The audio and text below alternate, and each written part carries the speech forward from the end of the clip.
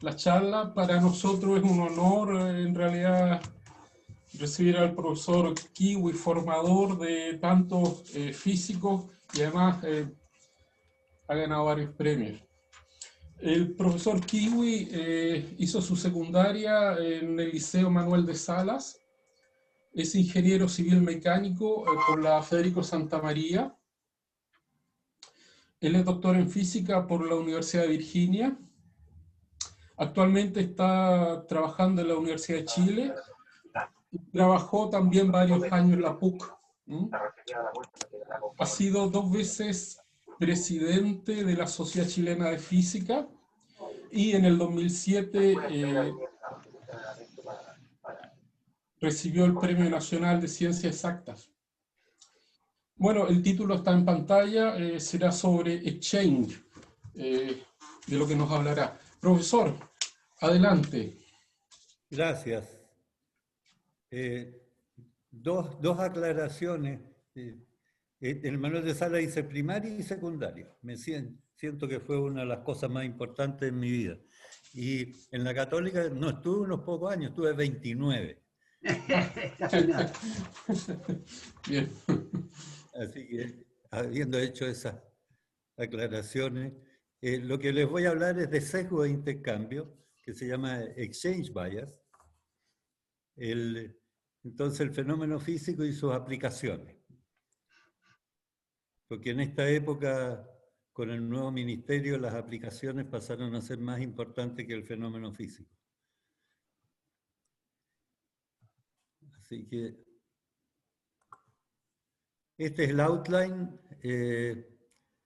Las transparencias están en inglés, pero voy a hablar en castellano. Entonces, Exchange Bias, una introducción, un pequeño review, las aplicaciones, las teorías tempranas, teoría semiclásica, resultados experimentales recientes, fluctuaciones cuánticas y acoplamiento dipolar, Exchange Bias y el modelo de Yaloshinsky-Morilla. Ahora, esto es bastante, así que me pueden interrumpir en cualquier momento, o si me paso el tiempo la corto nomás y después vemos las preguntas.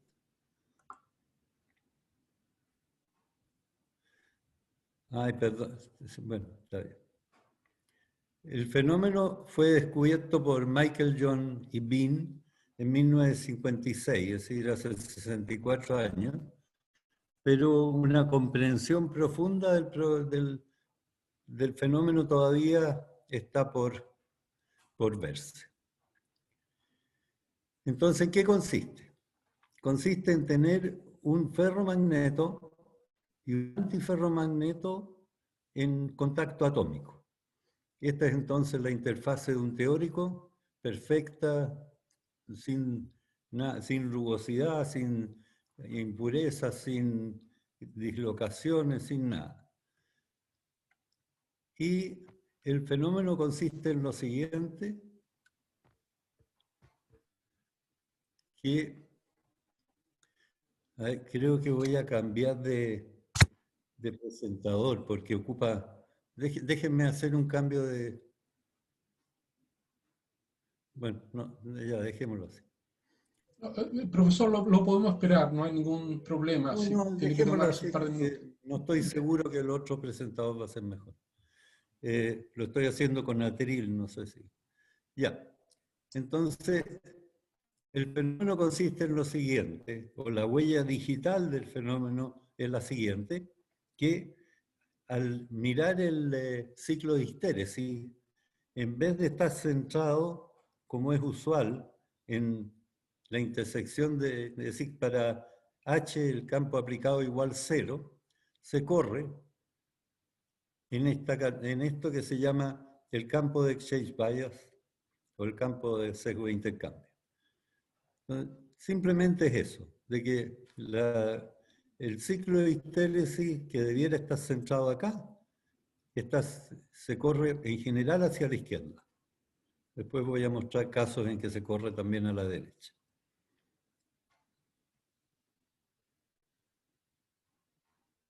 Entonces, déjenme focalizarme en la interfase.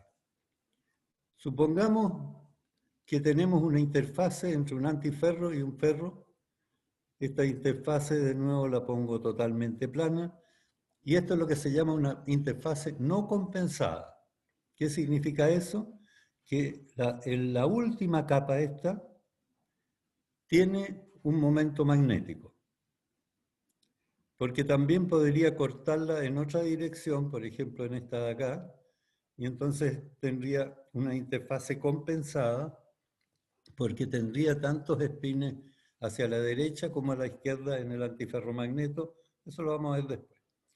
Y aquí estoy suponiendo que hay un acoplamiento ferro en la interfase. Entonces, si hay un acoplamiento ferro, todos estos espines están contentos y no quieren darse vuelta cuando le aplico un campo. ¿Okay? Insisten en quedarse ahí, pero finalmente, si el campo es suficientemente fuerte, se dan vuelta. Entonces ahora les presento una explicación bastante obvia y, como dice Humberto Eco, problemas difíciles o complejos tienen soluciones sencillas, en general equivocadas. Y este es el caso. Esta solución sencilla es equivocada y voy a explicar por qué en un momento. Entonces, ¿qué es lo que pasa? Aquí vimos que en esta configuración los espines estaban contentos y no querían moverse. Pero cuando el campo llega a un valor suficientemente fuerte, entonces el efecto Zeeman hace que se den vuelta. Entonces, a lo largo, esto es un flujo, un ciclo de histéresis ideal también, los reales se ven bastante distintos, pero aquí, cuando llego a este campo de aquí, se me da vuelta. Y toma esta orientación. Entonces, estos espines en la interfase ahora están frustrados en vez de contentos y tienen mucho interés en volver a la configuración inicial. Así que cuando relajo el campo, antes de llegar al campo nulo, se dan vuelta. Y el ciclo de histéresis entonces queda a la izquierda del cero.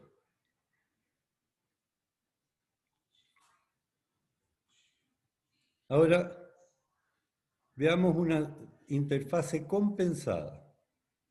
Esto es una interfase compensada, es decir, esta última capa no tiene momento magnético, tiene tantos espines hacia arriba como hacia abajo. Y por lo tanto, aquí, si la interacción, por ejemplo, fuera ferro en la interfase, este espín estaría contento y este estaría frustrado. Este estaría contento y este frustrado, y así. Y sin embargo resulta que el fenómeno es más intenso cuando la interfase es compensada. Es decir, en este caso, más que en este caso de acá. Así que eso ya da una pista. Y la otra pista importante es que si uno le pone número a esto de acá, entonces resulta que el corrimiento del campo debiera ser unas 100 a 1000 veces mayor. Es decir, que esta descripción es totalmente ilusoria y no funciona. Entonces hay que buscar otra forma de atacar el problema. Y efectivamente el fenómeno es más intenso cuando tengo esta configuración que aparentemente no me debiera dar exchange bias.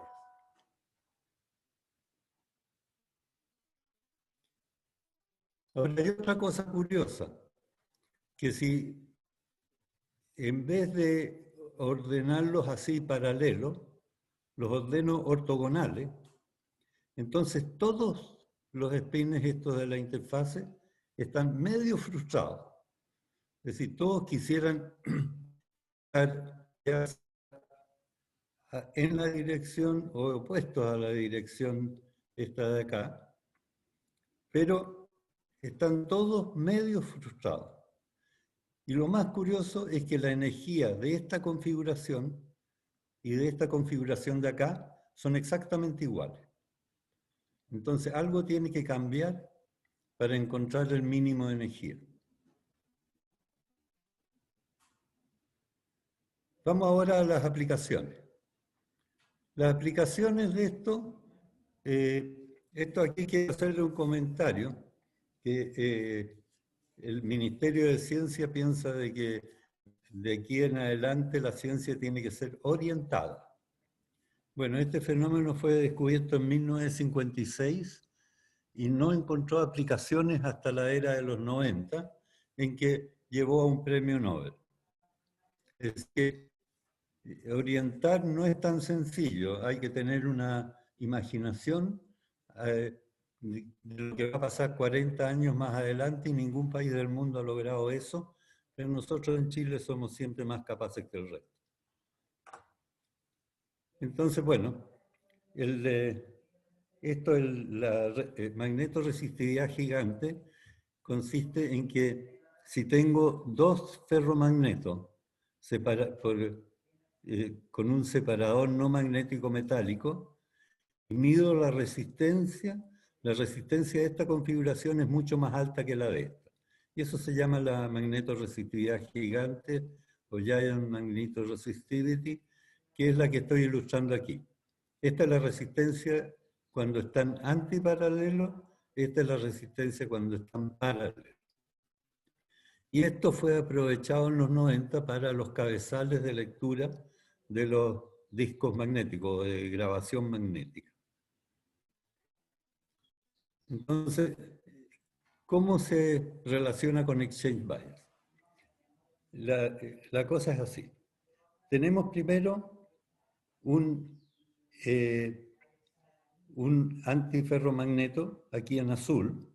El azul es un antiferro. Y ese es el que me ancla el ferromagneto. Porque con campo cero no lo puedo dar vuelta, entonces puedo anclarlo. Después pongo un conductor no magnético y entonces esta capa me queda como libre. Es decir, puedo cambiar la magnetización. Y eso es lo que se usa para la lectura. Si pongo un imán aquí, aquí en la figura está dado vuelta, pero los colores son los mismos. Si es que doy vuelta, si es que tengo esto antiparalelo, entonces la resistividad es baja, y si lo tengo en esta configuración, la resistividad es alta. ¿Y qué es lo que pasa? Que este es el disco duro o la cinta magnética que va pasando, entonces puedo cambiar la magnetización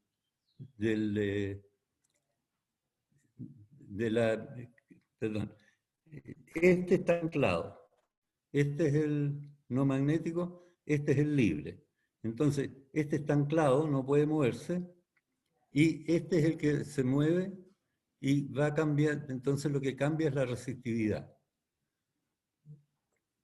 Y al cambiar la resistividad, puedo aprovechar ese fenómeno de la siguiente manera. Si es que está en esta configuración, tiene resistividad alta. Si está en la configuración paralela, tiene resistividad baja. Entonces, va pasando aquí la cinta y va cambiando la resistividad. Eso tiene la ventaja de que lo que mido es directamente la magnetización. Antes de esto, la resistividad era de phi de t. Y de phi de t en un disco duro depende del radio. Es decir, que no se podía grabar con la misma densidad cerca del centro que en el borde. Como este lee directamente la magnetización, puedo leer la magnetización y puedo entonces tener una magnetización uniforme, es decir, una densidad uniforme de bits. Y además, esto me permite achicar el área, es decir, que puedo tener mayor densidad de grabación. Esto produjo un cambio en la industria de la grabación magnética, que es una industria de nada menos de 40.000 millones de dólares al año. Obviamente, cuando Michael, John y Lynn hicieron su descubrimiento, esto no era posible de prever. Así que se usa así, es la misma idea. Tengo el antiferromagneto, el ferromagneto anclado, la capa no magnética, y este es el sensor que cambia de dirección, y con eso puedo leer la grabación grabada, o puedo usarlo como sensor de magnetización en diversos dispositivos, incluso dispositivos para la defensa o la guerra, como la llaman. Es decir, en objetivos militares. Así que de nuevo, esta es una interfase compensada y vista desde arriba. Todos los espines están medio frustrados. Entonces hicimos un modelo semiclásico de esto. El modelo semiclásico consiste en describir el antiferromagneto a través de 3 parámetros: el exchange, con las 2 subredes del antiferro, la anisotropía y el campo de Zeeman. Eso entonces hay que agregar el acoplamiento a través de la interfase, que es solamente exchange, es decir, el ferro se acopla a las 2 subredes del antiferro. Y finalmente, aquí está el hamiltoniano del ferro, que también tiene entonces el acoplamiento de spin, no tiene subredes, tiene la anisotropía y el campo de Zeeman. Eso se puede reescribir. Uno obtiene para la energía esta ecuación de acuerdo con los ángulos de los espines. Y podemos calcular la energía por unidad de área en unidades de JF. Este es el campo aplicado reducido. El de campo siempre es muchísimo menor que es decir, la energía de Zeeman es mucho menor que la energía de intercambio magnética. Y esta es la anisotropía.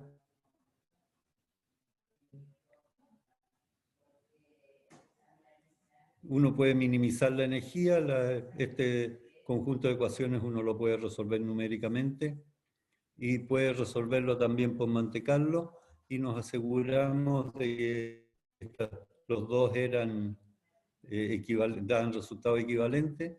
Y desde el punto de vista de la idea que surge de aquí, o de la explicación cualitativa que surge de aquí, es que si tengo un ferromagneto orientado así, la energía más baja se obtiene cuando en la última capa del ferromagneto hay un pequeño canting, una pequeña inclinación en la dirección opuesta al campo de enfriamiento. Es decir, que estos dispositivos funcionan en general a baja temperatura, uno los fabrica y enseguida aplica un campo de enfriamiento durante la fabricación. Y esto entonces, este pequeño inclinación o canting en la última capa del antiferromagneto, opuesta a la dirección del campo de enfriamiento, es la que genera el fenómeno. Y eso da resultados correctos en cuanto a orden de magnitud. El único parámetro que uno no conoce es el intercambio a través de la interfase, así que ese hay que adivinarlo. Aquí lo hicimos para varios valores. El valor que da los resultados experimentales es menos 1,2 en el caso del hierro sobre el fluoruro de hierro, que son los típicos para estos experimentos. Y aquí está el detalle de esta línea, es una línea así. No hay coercividad porque suponemos sistemas perfectos.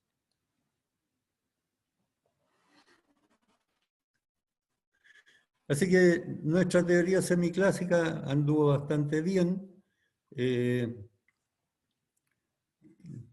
Uno tiene interfaces compensadas, ortogonales, una especie de spin glass congelado en la interfase que lleva a canting. Solo un parámetro ajustable, el acoplamiento, el exchange a través de la interfase y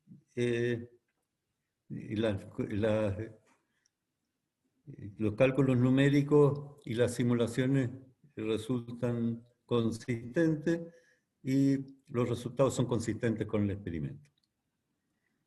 Ahora, ha habido experimentos recientes que dieron una sorpresa bastante grande. El exchange es una interacción de muy corto alcance. Es decir, que va a lo más como 2 parámetros de red. No se extiende más allá. Es ineficaz más allá de unos pocos angstrom o 1 nanómetro, digamos. Y sin embargo, aquí lo que hicieron, de nuevo, tomaron el mismo, bueno, algo parecido. Esto es un cristal sobre el que se crecen las películas delgadas. Entonces tenemos el antiferromagneto, que es fluoruro de hierro. Esto se pone una cuña de cobre entre medio de hasta 70 angstrom. Y aquí se acopla con aluminio en vez de hierro, pero también es lo mismo. Y después se le pone una capa de aluminio para evitar oxidación. Una capa delgada.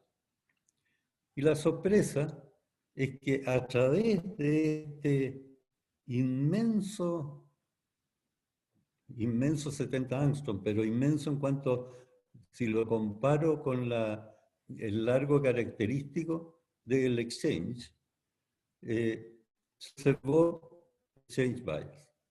Y estos son los experimentos. Esto es el campo de enfriamiento para un ancho de 8 angstrom, que está bastante más allá que a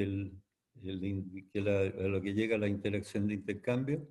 Se observa bias. Si es que aumento el campo de enfriamiento, tengo este fenómeno bien curioso. Tengo 2 loops o 2 bucles, uno positivo y uno negativo. Es decir, que aquí aumentamos de 100 Hz del enfriamiento a 500 y después aquí se aumenta a 2500 y se corre completamente hacia un exchange bias positivo. Y esto parecía difícil de explicar, así que aquí puse una frase de Sherlock Holmes.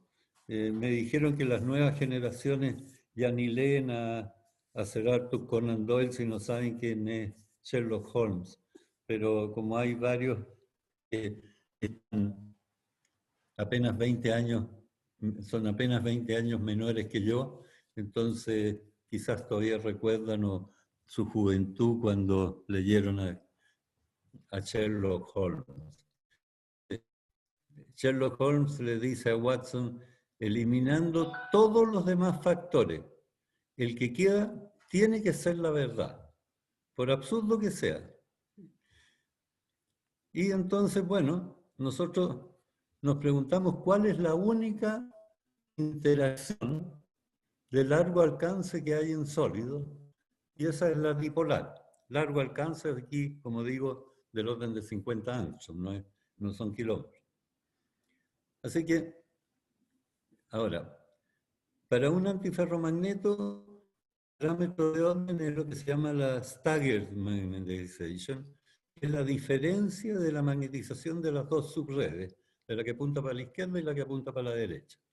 Si ese es 0, entonces tenemos un antiferromagneto perfecto. Pero el hamiltoniano de intercambio no conmuta con esto y por eso no se ha podido encontrar más que en una dimensión la estructura de la energía mínima del antiferro. Entonces, cuando hay invariancia bajo traslación, es decir, cuando el antiferromagneto es perfecto, tenemos que la magnetización es nula.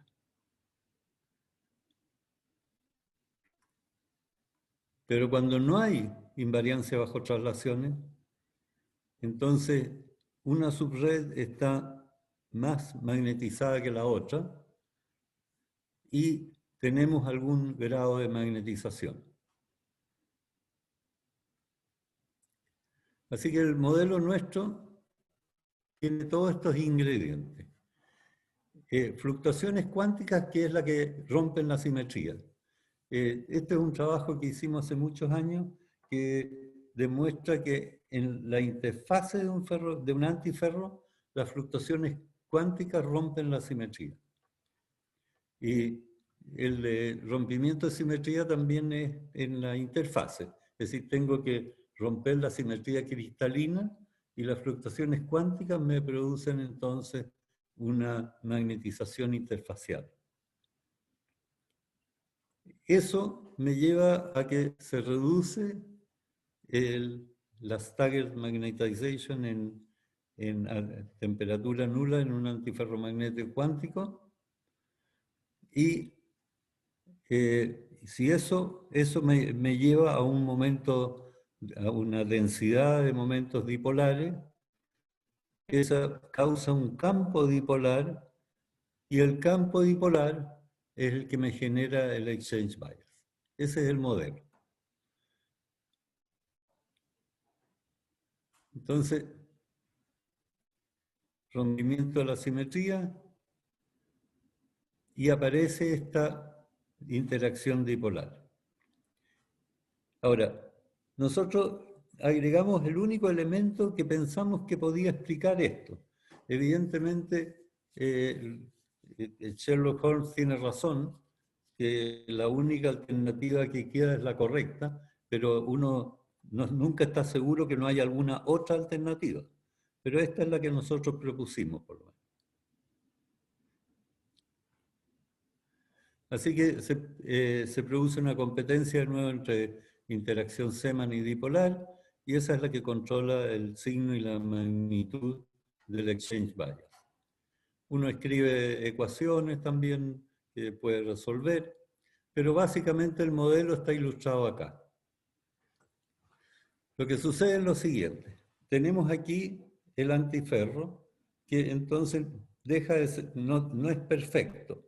Lo que tiene el antiferro son defectos. Tiene, por ejemplo, algunos espines que están anclados, y no todos están anclados con la misma fuerza. Hay algunos que el campo externo puede mover y otros que son casi imposibles de mover. Pero es una distribución de espines anclados. Entonces, al aplicar el campo de enfriamiento, si el campo es pequeño, 100 Ørsted, entonces tenemos una pequeña descompensación de los espines. Es decir, que aquí tengo más espines hacia la derecha que hacia la izquierda. Eso me genera un campo dipolar, y ese campo dipolar me orienta una parte del ferromagneto en la dirección opuesta a la que quiero estar. Y eso me lleva, tengo competencia aquí que quiere hablar también, me lleva a un exchange bias negativo. Si aumento el campo de enfriamiento, aumento el número de espines que no están compensados en el antiferro, aumenta el campo dipolar, aumenta la región opuesta a la dirección del natural del ferro, y si finalmente lo aumento más todavía, y este es el caso intermedio en que produzco 2 loops. Estos son 2 loops teóricos, pero se parecen al experimento. Y finalmente, si el campo lo subo hasta 2500, es decir, aquí voy de 100, 500, 2500, tengo exchange bias positivo. Bueno, este es el modelo teórico, como les decía. Uno obtiene las magnitudes, obtiene todo. Y logra explicar estos experimentos recientes que ya les había mostrado.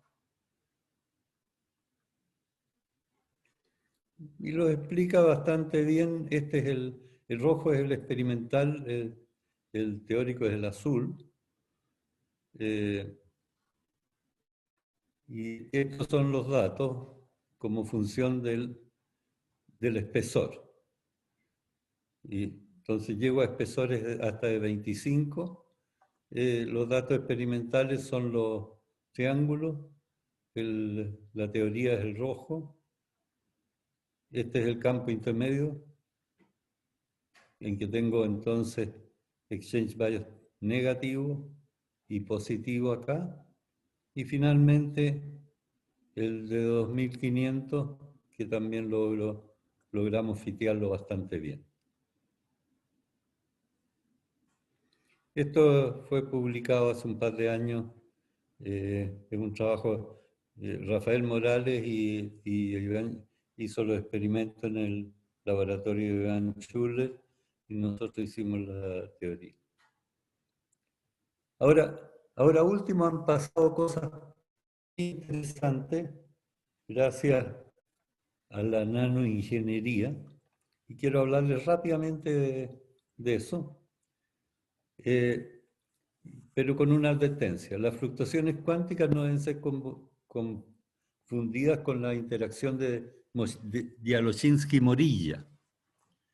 Esa tiene un origen relativista, es decir, rompimiento de simetría y acoplamiento espin-órbita. El acoplamiento espin-órbita es relativista. Y la expresión para eso es esta de acá. Es decir, que en estas condiciones el ordenamiento más favorable es ortogonal, no es paralelo como en el caso del ferro o del antiferro. Esto hay un review excelente de las dos, Adeline Crepier y Christian Lacroix. Estas dos damas hicieron un trabajo fantástico. Y bueno, de nuevo, no parecía que esto tenía mucha aplicación, pero hace poco los nanoingenieros o físicos dedicados a estas cosas lograron lo siguiente. Lograron en una película tener magnetización ortogonal y paralela, dependiendo del tratamiento químico de la interfase. Entonces tenemos aquí un sustrato de platino, tenemos cobalto y el cobalto celeste está tratado un poquito químicamente que el cobalto naranja, y eso me da entonces un acoplamiento de Dzialochinsky y Morilla, porque están ortogonales, y produce entonces un D1,2 en la dirección perpendicular a estos dos, porque es un producto cruz. Y eso lleva a cosas muy interesantes porque permite controlar bueno, primero produce exchange bias, desde luego, porque tenemos direcciones distintas acá, pero además me permite controlar la magnetización con una corriente o con otras cosas. Y en eso entonces estamos trabajando ahora. Lo que hicimos fue lo siguiente: tomamos una geometría de este tipo, la redondeamos para que no hubiera problemas con las esquinas. Entonces tenemos una película que es homogénea en el plano XY y el eje Z está hacia afuera de la pantalla. Y lo que hicimos entonces fue, de nuevo, empezar calculando los ciclos de histéresis y mirando cómo es la magnetización. Estas son simulaciones micromagnéticas. Lo que hicimos aquí fue anclar este extremo paralelo al campo magnético y este otro extremo perpendicular, es decir, en la dirección Z. Y obtenemos toda clase de cosas interesantes. Obtenemos loops asimétricos, si ciclo de histéresis asimétrico, podemos obtener exchange bias positivo, exchange bias negativo, etc. Todavía no hemos hecho el cálculo aplicando corriente en la dirección perpendicular y que da la posibilidad entonces de controlar el exchange bias a través de una corriente eléctrica, lo que abre nuevas posibilidades tecnológicas. Así que en conclusión, hay muchos mecanismos para generar exchange bias. Tiene aplicaciones tecnológicas súper importantes. Aquí entonces, si uno congela las fluctuaciones en la interfase ferro-paramagnético, los espines no se compensan exactamente. Los resultados están en concordancia con los experimentos. Y por último, la interacción de Dialoshinsky-Morilla, implementada, como les decía, a nivel nano, da sistemas que en verdad tienen grandes posibilidades e interés para ser explorados. Así que muchas gracias por su paciencia. Y eso sería, si tienen preguntas, las contestaré con mucho gusto. Bueno, como el profesor menciona, tenemos espacio para preguntas. Si hay preguntas, es el tiempo o consultas, o acotaciones incluso, es el buen momento de hacerlas.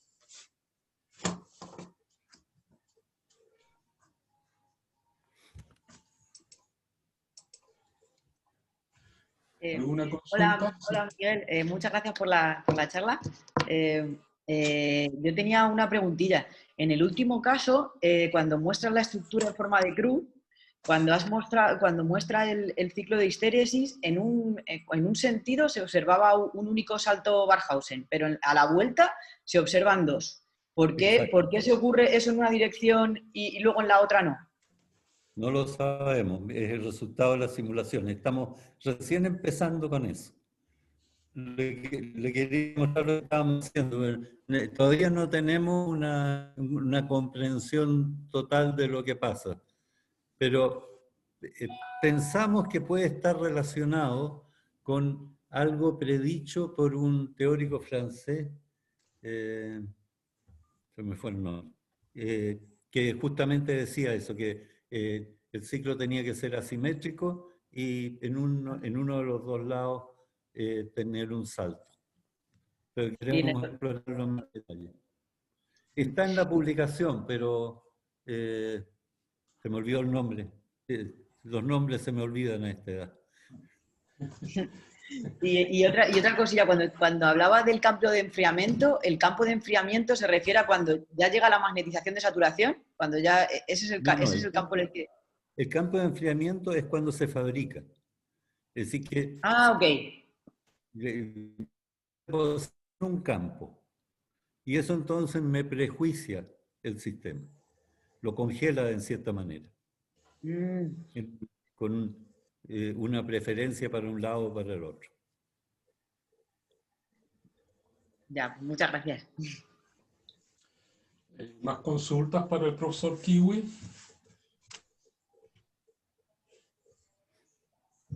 Yo tengo una, profesor, sí, a ver, ¿Cómo no? es respecto, sí, es respecto de los dos loops que son bastante atractivos, el rol que juega eventualmente la temperatura. Me imagino que hay rango de temperatura dentro de los cuales los dos loops se aprecian o puede eventualmente desaparecer uno o ambos.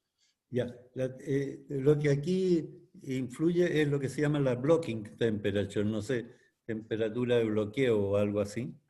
Y esa depende de la temperatura NL, es decir, del valor al que el antiferromagneto se vuelve par. Y para lo que yo les mostré en los experimentos, estos son hechos en general con cristales bastante perfectos o por lo menos que tienen algún grado de simetría. En particular, el caballito de batalla es el hierro con fluoruro de hierro, porque es fácil desde el punto de vista experimental.